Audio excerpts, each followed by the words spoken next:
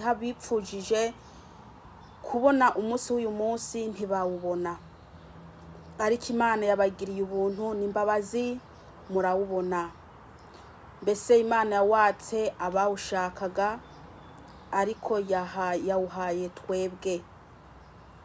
Izina ry'Uwiteka rihabwe icyubahiro. Kandi ndashima n'Imana ko tugihumeka umwuka w'abazima, Imana iturinze mw'iyi ndwara ya corona, kandi namwe mukaba murinzwe. Imana nihabwe icyubahiro.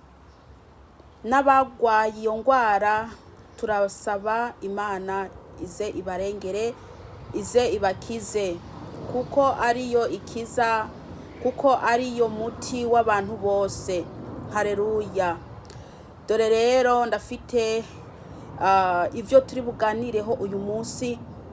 Turaganira ku bintu bijanye n'inyambaro, mbese ukuntu umukristo aba akwiye kwambara, cyangwa ukuntu umukristo aba akwiye kumera nk'umukristo.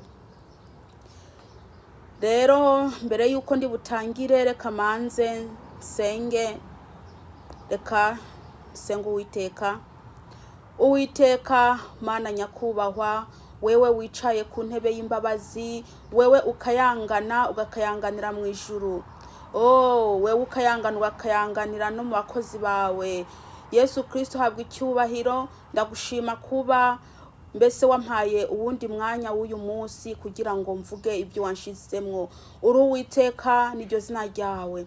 Ndagushima Mana ukuntu mbese wavyuye abantu bawe bakaba ari bazima. Uwiteka habwa icyubahiro. Ndakwinginze Kristo, ijambo ryawe umuntu ari we wese ari buryumvirize. Ndakwinginze Uwiteka Mana umuhezagire.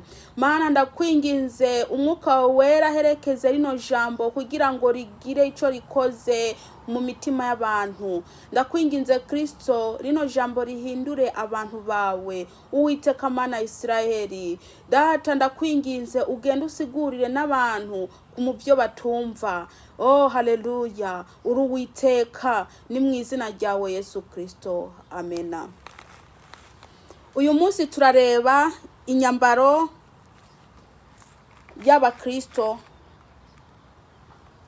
Inyambaro uko umukristo aba akwiye kwambara, uko umukristo aba akwiye kwifata. Mbese muri rusange ndavuga ku bintu bijanye n'imibiri yacu. Haleluya. Reka turebe mu itangiriro. Ndifashishije ijambo ry'Imana. Ndareba mu itangiriro rimwe ku murongo wa 26 ngeze ku 27. Reka dusome mu izina rya Yesu. Imana yongera kuvuga iti, tureme umuntu mu ishusho yacu, nk'uko dusa. Aganze amafi yo mu kiyaga, n'ibiremwa biguruka byo mu kirere, n'ibitungwa, n'isi yose, n'igikoko kigendagenda cyose kigendagenda ku isi. Haleluya. Reka some ku murongo wa 27. Imana ire mu muntu mu ishusho yayo, imurema mu ishusho y'Imana, ibarema ari umugabo n'umugore. Amena. Imana ya Isirayeli yaremye umuntu mu ishusho yayo. Imana yariyumviriye ibona ko yorema umuntu mu ishusho yayo. Mwene data, wewe uriko uranyumviriza, wewe uremwe mu ishusho y'Imana. Haleluya. Dore Satani, hari ibintu Satani yazanye ngaha mu isi. Mbese reka mvuge kwiri jambo. Akarorero, nimurebe iyo umwana w'uruhinja avutse, muze mumwitegereze mumurebe. Umwana w'uruhinja avutse, we wa muvyeyi we uvyara, witegereze umwana w'uruhinja ukuntu aba ameze. ukuntu Imana iba imuzanye mu isi ameze. Imana iba yamuzanye mu isi mbese ata ikintu na kimwe ariho. Mbese mu ishusho y'Imana niko Imana iba imuzanye mu isi. Haleluya. Ariko amaze kugera hejuru agakura, abona ko Imana iba yaramuremye nabi, agatangira mbese kwiyumvira ko Imana itamuremye neza, hari ibyo iba yarabuze, hari ibyo yibagiye kumushirako. Tugaca dutangira mbese gufata ibintu by'intuzenye byo kwisiga ku munwa, ku ngohe, amapudre, ku nzara z'amaboko, ku nzara z'amaguru, tugafata mbese tukisiga, mbese tugaca dufata wa muntu Imana yaturemanye, ya shusho y'Imana tukayifata, tugaca dushira mbese tugaca tuyishira ku ruhande, tugaca mbese dufata iyindi shusho atari y'Imana. Haleluya. Mwene data, ibyo byose waba uri kurakora byo kwihindura umubiri, uba uriko uragaya uko Imana yakuremye. Kandi ndakubwije ukuri, umuntu wese ariko aragaya uko Imana yamuremye nta juru afite. Nta juru afite mwene data. Uko kwisiga amapudre, uko gufata amavuta atukuza mugashira ku mibiri yanyu, mukabona ko Imana yabahaye mbese imibiri mbese urukoba urusato rugize rw'umukara, mukavuga ati ngewe bino bintu ngensa nabi, ahubwo reka ngende kufata amavuta ababura kugira ngo mu maso hanjye mbese n'umubiri wanjye wose ndawugenda wuhindure. Dore mwene data, ukora ibyo uba uriko mbese uba uri kuranka kujya Imana yakuremye. Haleluya. Ya sura Imana yakuremanye kujya wavuye mu nda ya mama wawe umeze, ntago ariko uba ukimeze, uba wamaze guhinduka. Ya shusho Imana avuga ati ngo tureme umuntu mu ishusho yacu, ntago uba ukifite, kuko mwiyo shusho Imana iba yakuremanye haba hari ibindi bintu wishize mu maso, haba hari ibindi bintu washize ko. Yesu natubabarire cyane. Ba Kristo, mwebwe muzi ko muri ko muraja mu ijuru, dore nimuhinduke, kuko nimba muri ko murakora ibyo bintu, ntimuhave mugira ngo muri ko murakorera ijuru. Nta juru muri ko murakorera, ahubwo muzasanga muri ko murakorera kurimbuka, kubera muzamwaragaye uko Imana yabaremye. Abandi turagenda tugafata imishatsi yacu. Imana yaturemye natirere, Imana yaturemye natirere, yaduhaye imishatsi mbese idukwiriye kandi tubereye. Burya Imana kuduha imishatsi mbese y'inzwiri, yabonye ko ari byo bidukwiriye kandi ari byo bitubereye. Haleluya. Ariko usanga tugenda mu kiyo tukireba, ukabona ati ino mishatsi Imana yaduhaye imishatsi mibi, mbese nkeneye imishatsi y'abazungu. Reka ndababwire, buri muntu uko Imana yamuremanye umushatsi uri different. Mbese umushatsi umfite n'umushatsi wowe ufite urashobora kuba utameze kimwe, ariko Imana ikaturema uko ibona bitubereye kandi bibereye Imana. Mugaca mugenda mukagura produit, mukagenda mugasiga kugira ngo mugire imishatsi nyerera nk'iyo y'abazungu. Mwene data, nuhagarike, kuko ibyo ngibyo uri kurakora ntago bizigira bikujana mu ijuru. Imana irakureba aho iri mu ijuru, ikakureba ibyo uri kurakora, ikabona kuri kurayipinga, uri kurayigaya, uri kuragaya uko Imana yakugize. Ibyo bintu by'amaproduit mushira mu mitwe, mu mishatsi yanyu, ni mubireke, kuko nta juru muzabona nimwaguma mukora ibyo bintu. Haleluya. Abandi bagafata imishatsi bagashirako, mbese bashaka imishatsi miremire. Dore ibyo byose ni ibintu Satani yazanye ku isi kugira ngo ababuze kuja mu ijuru. Satani murazi ko mbese yaba mu ijuru bwa mbere.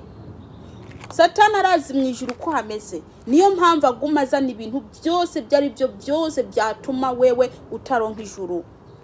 Igaca izana imishatsi itariyo ngo wishireho, ubone ko Imana yaguhaye umushatsi utava aho uri, umushatsi udakura mbese ngo we muremure kandi ngo unyerere ngo wishiremo ibyawe. Mwene data, nimureke kuza mushirako imishatsi yindi Imana itabahaye. Mureke kugaya Uwiteka Imana ya Isirayeli yabahaye uwo mushatsi mugufi, umushatsi w'inzwiri. Mushimuko nyene, kuko mwene data, Imana ya Isirayeli iranezerwa iyo ibonye ugumye ukuri. Kujya wavuye mu nda ya mama wawe umeze, niko ishaka kuguma. Umuntu akaja mu rushengero afite ibyo bintu, afite amaherena, yambaye amaherena, yambaye ibintu. Nimwibuke ijambo ry'Imana ivuga riti kugira ngo muze mushike muri ca gihugu c'isezerano Imana yatwemereye arico mu ijuru. Dukwiye kwiyambura imana z'inyamahanga, tukazisiga, tukazambura, maze tukaguma tugenda. Kuko izo mana z'inyamahanga ntago muzigera muzishikana mu ijuru. Izo mana z'inyamahanga ni bineklesi bino byo muntu ze mu izosi, n'amaherena, ni ibintu byo muntu zenye ku maboko. Bene data, nimusige izo mana z'inyamahanga kugira ngo mubandanye urugendo rwo kuja mu ijuru. Haleluya. Abakristo barafata amajipo, imyambaro bakambara imyambaro iteye isoni. Abakristo bariko baraja mu ijuru barambara imyambaro iteye isoni, ntago bambara ngo bikwize. Barafata utujipo imini bakambara bakagenda gukora umurimo w'Imana. Nambo uwo mukristo ari umuririmbyi aragenda agakora umurimo w'Imana, yambaye mini jipe, yambaye imbesi imyenda itabaho. Mwene data, ese bugira kurakora umurimo w'Imana wambaye iyo jipo ngufiya, Imana ikubona gute? Reba, umubiri wawe uragaragara. Ese mwene data, bujya bagufasha uko kuntu wambaye, bakazana n'indaya hariya mukaja hamwe, bujya ubona kweri iyo ndaya hamwe nawe, ese bocagura ninde ari umukristo ninde ari indaya? Nta numwe bamenya. Kubera iki? Ukuntu wambaye n'ukuntu wifashe. Haleluya. Abandi nabo bagiye kugura imyenda ubona ko ari miremire, baragura imyenda ugasanga irabonerana. Umuntu wari wese yareba uwo mwenda ugasanga urabonerana. Mwene data, iryo n'ijuru rya hehe uri kurajamwo? Iyo mana izakwemera abantu nk'abo ni Imana ya hehe? Adamu na Eva barakoze ibyaha, baciye bafata amababi barafatanya barambara. Eva yambika hano n'aha hasi, maze Adamu yambika hasi. Ariko Imana agumye ibona ko bambaye ubusa, irabashakira imyambaro y'isato miremire barambara. Abandi nabo bakambara ubusengeri bagiye mu ishengero, mukwaha kwabo bakaza baherekana. Erega mukwaha bene data namba mutabizi, mukwaha n'ahantu h'ingenzi nk'ahandi. Umukobwa ntabakwiye kwerekana mukwaha kwiwe, kuko hari abantu bareba mukwaha k'umukobwa usanga barabatsitaje, ugaca usanga nimba bari ku murongo bagiye mbese baratsitaye. Mwambara imyenda ifuka mukwaha, mureke kuza mwerekana mukwaha. Haleluya. Izi ni inyigisho ndiko ndabahereza bakristo muri ko muraja mu ijuru. Nimba uzi ko wambara kamini, nimba uzi ko wambara ijipo ngufiya, ugaca ugenda kuza ukora umurimo w'Imana mu rushengero, umenya kuri kurakorera ubusa ntuzahembwa. Ibyo uri kurakora byose ntabwo uzabihemberwa. Haleluya. Nimwambare mwikwize amajipo meza maremare atabafashe.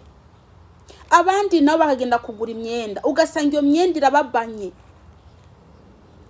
Wabaza tujya n'umuririmbyi, imyenda irabanye, ariko bariko barakora umurimo w'Imana, abandi bariko baravuga ubutumwa. Mwene data, niwibuke ko Esawu umugisha bawumwimye kubera akamanyu k'umutsima. Akamanyu k'umutsima, uduharage niho twatumye Esawu yakwa umugisha. Nawe rero ntuze ubuzwe ijuru n'ibyo uri kurakora kubera ijipo. Ubuzwe ijuru n'ibirangi ku munwa. Kandi uri umudiyakoni mwiza, ubyuka kare mu gukora umurimo w'Imana, witanga gukora umurimo w'Imana, uri umuririmbyi uririmba, ariko amajipo inyambaro yawe igatuma utabona ijuru. Abakozi b'Imana hakuba karorero, kuko bahawe kurongora intama z'Imana, ahubwo hakubarongora akabaribo babazimiza.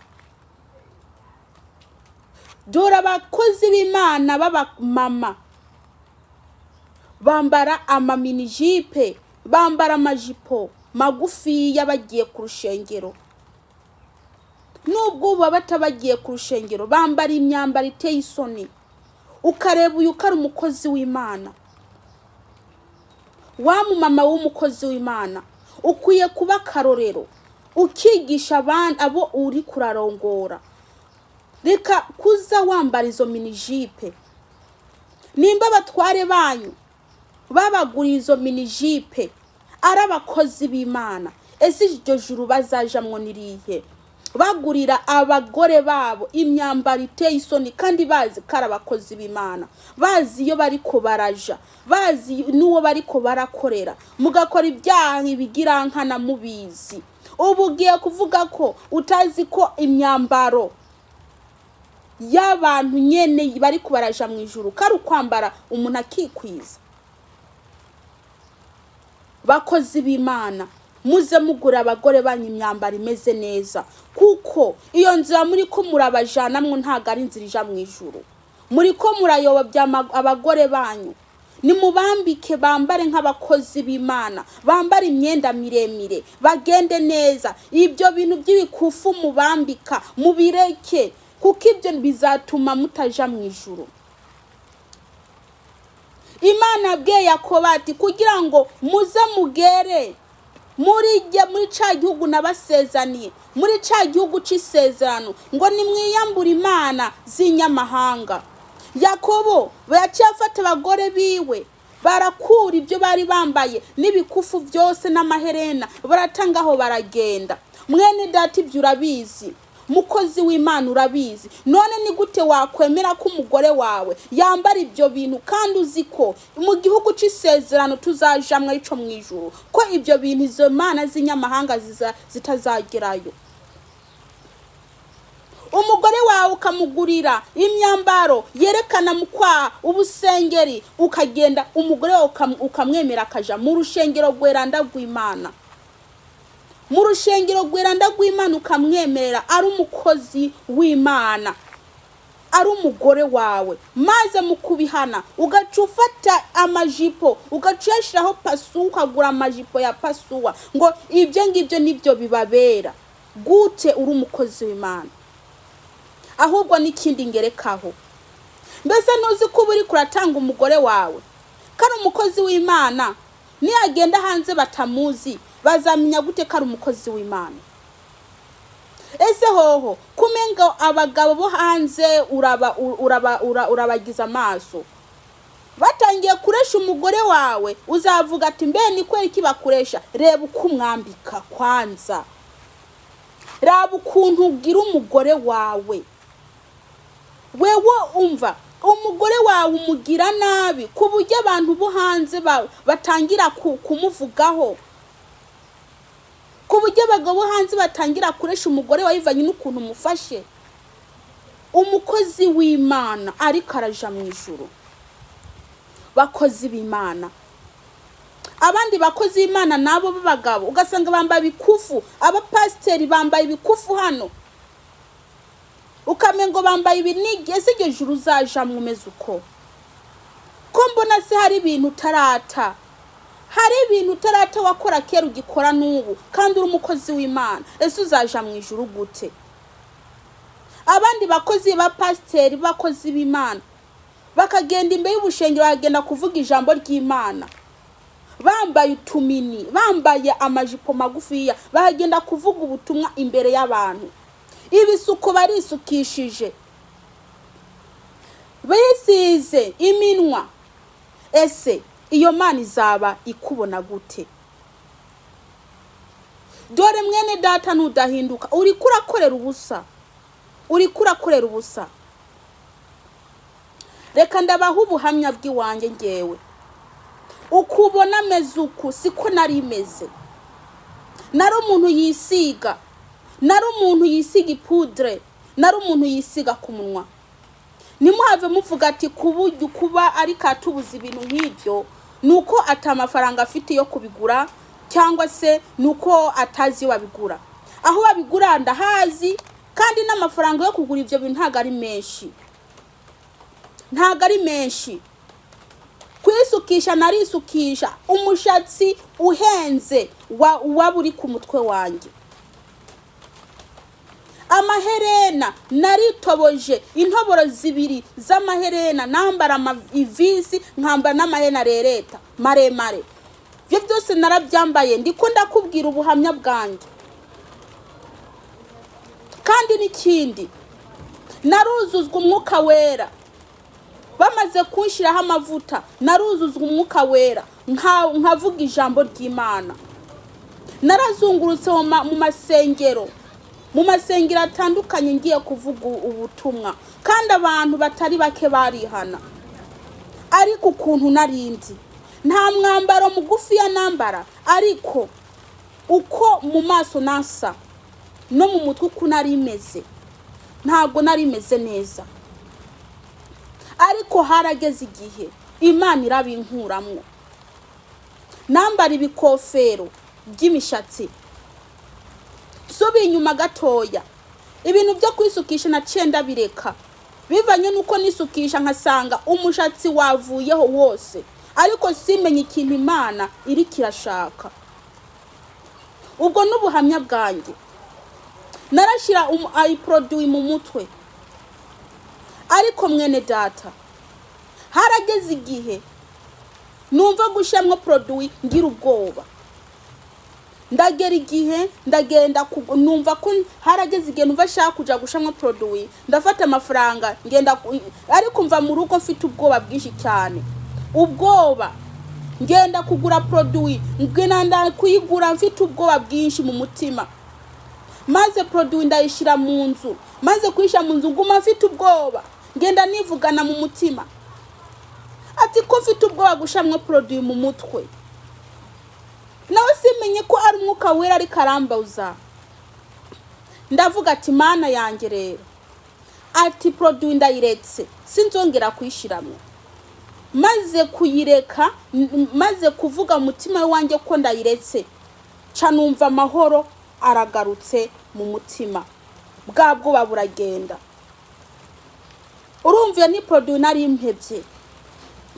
Hari utuntu abantu bisiga abagore ngo tworoshe iminwa. Naragiye aho bagurisha utwo tuntu, ndatwegera, maze gutwegera ca numva ubwoba buranyishe, ca numenya ko umwuka wera ari karambuza. Maze kuja kure y'ibyo bintu, ca numva amahoro aragarutse. None mwene data, mukozi w'Imana, mukristo, nta mwuka wera kurongora, nta mwuka wera kurimwa kurongora kubuza ibintu nk'ibyo. Ariko hari benshi bagenda ata mwuka wera bafite, babona ko ari amahoro gusa, ikintu cyose bakoze ari amahoro, bagira ngo Imana acemera nahoshwe. Umwuka wera kandongora. Nari ncisiga ibintu mu maso, ipudre. Ibyo nisiga ku ngohe nari nabiretse, nkaza nisiga karangi ku munwa. Maze haragera igihe mu gitondo mbyutse, nari njya mbyutse, cangenda kwireba mu kiyo. Maze kwireba mu kiyo mbona nahindutse. Maze cambona nabaye mwiza, ata kintu na kimwe nisize. Ca numva ijwi rimvugiye ndani rivuze, rimbwira riti ngo niwibuke mu nzozi zawe hari ubwo urarota wisize. Ndavuga toya. Cangira ubwoba. Ariko nareba mu cyo nkasanga nahindutse, nabaye mwiza. Cafata umwanzuro wo kureka ibyo bintu byo kwisiga. Narisigaranya akantu k'amazi korosha umunwa. Bene data, musabe Imana umwuka wera kugira ngo abarongore, abereke ikibi n'iciza, n'igiki umuntu aba akwiye gushira ku mubiri wiwe. Nari mfite akantu k'amazi nkoresha, ako kaniko kari gasigaye. Byose nari narabiretse, ipudre nari narayiretse, mbese gusukisha nari nayivuyemwo, n'imishatsi nari nayivuyemwo, kwishira imishatsi itari yanjye, amaherena nabiretse byose. Ndota ndiko ndavuga ubutumwa. Ako kanya cambona umunwa umby'imbiyeko, umunwa urantemeyeko. Maze cambona ka kantu nisiga ku munwa, cambona ndagafite. Mbona ndikunda kereka abantu ngo ngaka naka niko nisize, aka niko nisize. Byumvikane ko Imana ashatse kunyemeza ko ako kantu atari keza kukisiga. Mwene data, naciye mbyuka mvuye mu nzozi, ndagenda kukarondera, kugashaka nari nakabitse, ndagata. Imana iguma inkuramwo ibintu ko nguko. Ndagera igihe mfata amasengesho ndasenga, ati Mana ndashaka unyereke umuntu ari karaja mu ijuru, umukristo w'umumama w'umukobwa, ukuntu aba ameze, inyambaro yiwe ukuntu aba yambaye. Ndasenga ndabisaba Imana.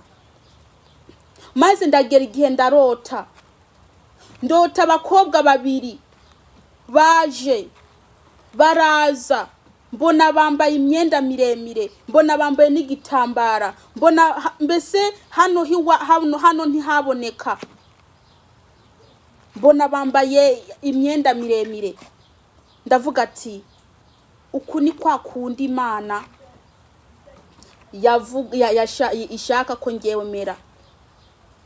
None si ngewe ngenye, ahubwo n'abantu bose bari kubaraja mu ijuru bakwiye kumera ko. Mwene data, uko niko nahebye ibyo nabamwo. Imana yaraza ikambuza. Haragezaho mbona umudayimoni w'umugore w'ama makeup w'abantu, umudayimoni atera ibyo bintu, abantu bisiga ibyo bintu. Naramubonye mu nzozi.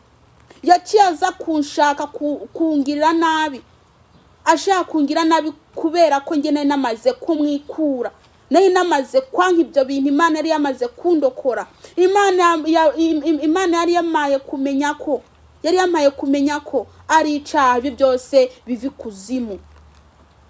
Uwo mudayimoni yaje yambaye amaherena, yaje yisize ibintu bitukura ku munwa, yaje afite ibishatsi byinshi cyane n'inzara ndende. Mwene data, inzara ndende zisize irangi azaje kunkiga. Mwene data, nuko yarabona ko ibyo yankoresha nta kibikora. Narisiga inzara, noneho nge nakunda gushaha inzara zitari zanjye, maze nkaca ndazisiga, kandi irangi ryiza, irangi rihenze. Mwene data, ndababwira ibyo nanyuzemwo. Ntimubone meze uku, inzara zimeze uku, ngo nta mafaranga mfite yo gusigisha. Amafaranga yo gusigisha sinayabura. Amafaranga yo gushiraho ibyo bintu ngiye ntago ndayabura. Ariko Imana yarabinkuyemo. Sinkisiga haheze igihe kirekire ntakisiga. Mu maso murashobora kugira ngo ndi umuntu uzenye, mbese ndi umukene waho ntaco maze, ati nco gituma ntafite amafaranga yo kwisiga. Reka ndakubwire, meze uku kubera ari byo binezereza Uwiteka. Ngo mbese ntimuzi ko imibiri yanyu ari sengero z'Uwiteka? Imibiri yacu Umwuka Wera aba muri twebwe, tuba dukwiye kubaha imibiri yacu. Ngo mbese ntimuzi ko imibiri yanyu ari shengero z'Uwiteka? Bene data, mucisiga irangi ku ntoke, muririmba. Bene data, mwisiga irangi mu maso, mbese mwisiga ibintu kuntu zenya amapudre, mwebwe mugisukisha muvuga ubutumwa, mukadiyakona mukabona tangorane. Ibyo byose muriko murakorera ubusa, mutazahembwa. Nimuhinduke. Ndabwije ukuri, ibyo by'amarangi no mu maso kwisiga amapudre, ibyo by'intuzenye byo kwambara ibyo bintu, no ngamwizosa amaherena, Imana ntibikunda. Imana ntagibikunda. Mukristo, ni wubahe umubiri wawe. Ego abantu avuga ati ngo Imana ireba mu mutima gusa. Wewe umaze kumenya ko Imana ireba mu mutima gusa, ntago kweri urakira Kristo neza, ntago arakujamwo kabisa. Nta Mwuka Wera ufite wo kukurongora uko umukristo aba akwiye kuba. Nta Mwuka Wera kubuza ubufite. Imana irareba no ku mubiri, kuko umubiri ni Imana yawuremye. Umwuka Wera yawushize ndani mu mubiri, n'umubiri rero Imana irawureba. Nico gituma yaremye ikakurema, nuko iwutegeka, irategeka n'umubiri wawe. Irareba ukuntu abana bayo bifashe, irareba ukuntu abana bayo bameze. Mureke gupinga Imana bene data. Uwiteka Imana ashaka ko muguma kujya muvuka kuriya yabaremye, niko ishaka ko muguma. Nimbuzi ko muri ko muraja mu ijuru. Mukristo uvuga ngo uri kuraja mu ijuru, ni wemere wiyange, akameremere. Ibyipfuzo by'imibiri mubireke. Ibyo byose ni ibyipfuzo by'imibiri, ni mubireke, mukurikira inzira ija mu ijuru. Nimbaho ko muzi ko muri ko muraja mu ijuru, naho ubundi muzasanga muri ko murakorera ubusa. Muri ko murakorera ubusa mujya ngo muri ko muraja mu ijuru, kandi Imana itemera ibintu nk'ibyo. Mwene data, ni wibuke ukuntu byuka kare ugenda kuvuga ubutumwa. Ni wibuke, ariko kubera ko kamini jipe wambaye, iyo ntuzenye izo pasuwa zawe wambaye zigera hejuru, Ivyo bituma utaronka ijuru kabisa. Uvyuka uje gukora diakona kare abandi batarabyuka. Mwene data ni wibuka ibikorwa ukora. Ni wibuka mbese ni wibuka ukuntu vyuka kare ugenda kuririmba ugutegura indirimbo z'Uwiteka. Akantu ko kumunwa ni kazi kakubuza ijuru. Abandi basigaye biyorohereza bagafata ikanta akaba ariyo bashira mu mushatsi. Ngango sinsukisha ngariko ngo akakanta koko umushatsi ati wirabure. Iyo kanti y'Imana yarishaka iba yarakuremye umushatsi wawe wirabura. Nushime kujya Imana. Nushime kujya Imana yakuremye. Iyo kanta uyireke. Ivyo byose biri mu byo gupinga Uwiteka. Ivyo byose biri mu bizakubuza ijuru. Imishatsi yanyu ni muyitunga uko nyene nkuko Imana yabibahaye. Bene data muri beza. Imana yabaremye muri beza. Imana yabaremye mu ishusho yayo. Ntago yigeze barema nabi. Uko yakuremye kose umve uri mwiza ntiwigaye. Ubu ngewe nsigaye nireba mu kiyo nkavuga ati Mana ndagushima kumbe nari mwiza nkuko ntabyo narinzi. Ubu bona ukuntu nsa uko Imana ishaka. Nsa uko Imana ishaka. Bene data nta bintu nambaye ni murebe nta bintu nambaye mu izosi nta maherena nambaye narambara udusheni narambara ibintu ngaha kunze ukuboko reba ntabyo nkicambara narisiga inzara dore Imana yarabimbujije reba ntago nkisiga inzara nta n'inzara zitari zanjye ngenshirako kubera iki ivyo nabonye ari byiza nasanze byambuza ijuru Imana icibinkuramwo. Hari abantu bavuga ati ngo kujya Imana yabigukuyemo ngo niko natwe izaza kudukuramwo. Mwene data ntago ari uko nguko. Ndashobora kuba naragize amahirwe ngewe Imana ikabimbuza. Uko rero nabiretse siko nawe uzabireka. Wewe urumva ubutumwa bw'Imana. Ntago ari ngewe ngenyene ndiko ndavuga bino bintu hariho nabandi babivuga. Mwene data ntuvuge ngo kujya Imana yabikubujije ngo kujya Imana yabimbujije ngo niko nawe izakubuza. Ntago bibaho. Abantu bahinduka gutandukanye. Umuntu aje kuza kukubwira atumwe n'umwuka w'Imana akaza kukubwira ariko ukabinegirija ngo nzakwihana nkuko bari abakubihanye. Oya ntibibaho. Suko bene data. Nimugarukira Imana mureke kugaya uko Imana yabagize. Nimugarukira Imana mukora umurimo wayo mukirinye. Reka turebe ijambo ry'Imana. Turebe ijambo ry'Imana mu Baroma 12 ku murongo. Abaroma 12 ku murongo wa mbere.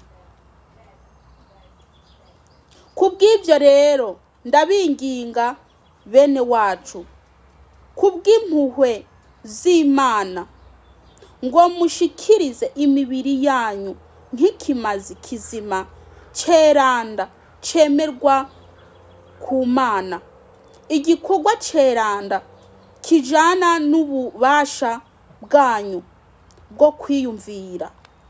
Haleluya. Iri ni ijambo ry'Imana riratubwira ati ngo dushikirize imibiri yacu nk'ikimazi ceranda cemerwa n'Uwiteka. Iri ni ijambo ry'Imana riri kwirabwira umuntu ari wese w'umumama w'umukobwa akora umurimo w'Imana. Nimushikirize imibiri yanyu nk'ikimazi ceranda cemerwa n'Uwiteka. Ugiye gukora diakona numanze wirebe kuko kuntu uri kunezereza Imana. Numanze wirebe iyo nyambaro wambaye ko inezereza Imana. Numanze wirebe ukuntu uri ko kunezeza Imana maze ugende gukora diakona wandikisha mu ijuru.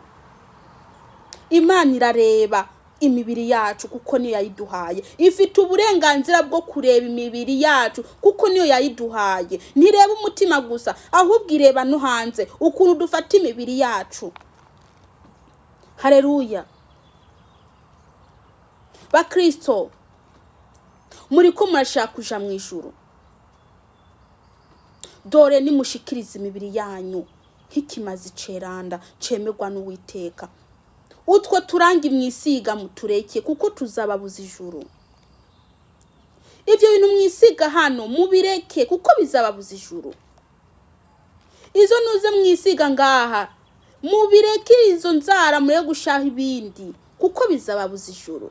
Muzasanga muri kumurakorera ubusa mugira ngo mwari ko murakora ijuru, naho Satani niwe mwari ko murakorera.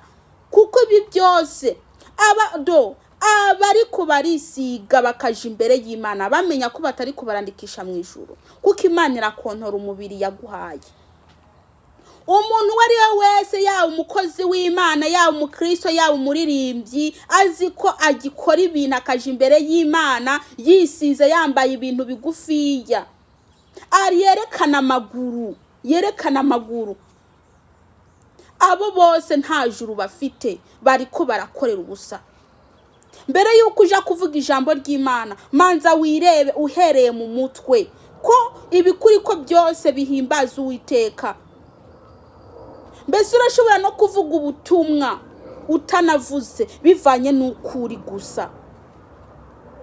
Manza wirebe umubiri wawe koko ko ari nk'ikimazi ceranda cemerwa n'Uwiteka, maze ugende uvuga ubutumwa, maze ugende ukorera Uwiteka, maze ugende umuririmbire. Ureke kwambara imyenda iteye isoni. Haleluya. Mureke kwambara imyenda iteye isoni bene data. Reka dusome Timoteyo ba mbere, dusome ku murongo wa 2, igice 2 ku murongo w'9. Vyongeye ndashaka ko abagore bishariza mu nyambaro itunganije neza, mu rupfasoni no mu kurorana kumuzirikanyi, atari mu gushazisha imideri yo gutsiba imishatsi n'inzahabu cyanke imaragarita cyanke impuzu zizimbye cyane. Reka ndarisubiremwo. Byongeye ndashaka ko abagore bishariza mu nyambaro itunganije neza, mu bupfasoni ngo no mu kurorana itunganije neza mu bupfasoni no mu kurorana kumuzirikanyi. Iri ni ijambo ry'Imana ribwira abagore mukwiye kwambara mukikwiza. Haleluya. Ngo atari mu gushazisha imideri. Atari, urumva ibintu byo gushaza by'imideri, ibintu bambara ibintu ngo atari umva, atari ibyo byose ntago birimwo ibyo abagore bakwiye gukora. Atari gushazisha imideri. Haleluya. Yo gutsiba imishatsi n'inzahabu. Bene data, gutsiba imishatsi ntago Bibiliya ibitwemerera. Ntago ibitwemerera. Ntimuze mutsiba imishatsi. Bamwe bagafata ibintu zenye bagashira mu mutwe ngo nta muntu ari bumbone bagacasha igitambara. None ese kuri kurahisha umukozi w'Imana, ari Uwiteka Imana yabibonye. Abagore bakwiye kwambara bakikwiza, atari ukuvuga ngo barambaye umva gushaza, ikwishazisha imyambaro ikwiye miremire. Mwambare mwikwize, nimwange imibiri yanyu. nimwange biriya byose mukora, imibiri yanyu ibikimazi ceranda cemegwa n'Uwiteka, atari ukwishazisha imideri yo gutsiba imishatsi, atari ukwishazisha imikufu, ibiringi, ibinekeresi, ibiki, oya. Ahubwo mutanga imibiri yanyu ikimazi ceranda cemegwa n'Uwiteka. Bakristo, ndagereje ngaha, ndangirije ngaha.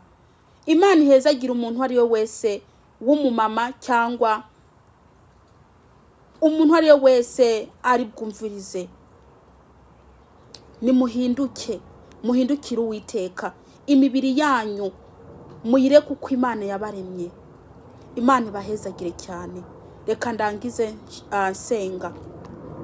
Data twese uri mu ijuru, ndagushima kuri ijambo duhaye, ndagushima Mana ukuntu uduhaye kuza utwigishiye kuza twambara neza tukikwiza. Uri Uwiteka Mana, habwa icyubahiro. Rino jambo ryawe Kristo, abantu bawe Mwami ribafashe, Umwuka Wera agenda akore ikintu muri bo, ni mu izina